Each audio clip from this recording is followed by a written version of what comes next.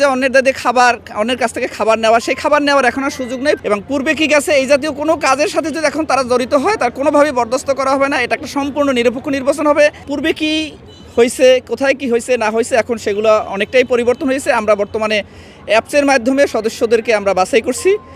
জেলা কমান্ড্যান্টের যারা কনফার্মেশন প্রাপ্ত তারাই একমাত্র এই নির্বাচনী ডিউটি করতে পারবে।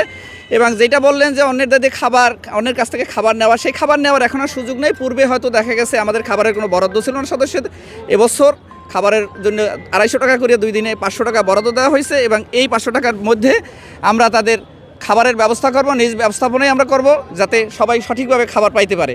এবং পূর্বে কি গেছে এই জাতীয় কোনো কাজের সাথে যদি এখন তারা জড়িত হয় তার কোনোভাবেই বরদাস্ত করা হবে না। এটা একটা সম্পূর্ণ নিরপেক্ষ নির্বাচন হবে।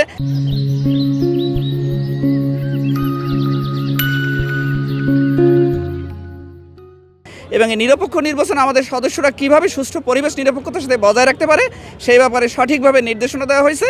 এবং এতে যদি কোনো ব্যত্যয় হয় তাহলে আমরা শাস্তিমূলক ব্যবস্থা গ্রহণ করব। সংগঠনের যে নিয়ম আছে আমাদের বাহিনীর, সেই নিয়ম অনুযায়ী আমরা শাস্তিমূলক ব্যবস্থা গ্রহণ করব।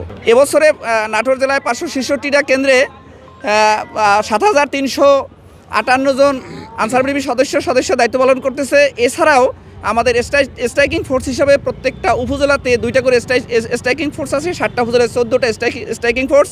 এবং নাটোর জেলায় আরও একটা অতিরিক্ত স্ট্রাইকিং ফোর্স আছে, যেখানে 120 জন, প্রত্যেকটা সেকশনে 8 জন করিয়া 120 জন সদস্য দায়িত্ব পালন করবে।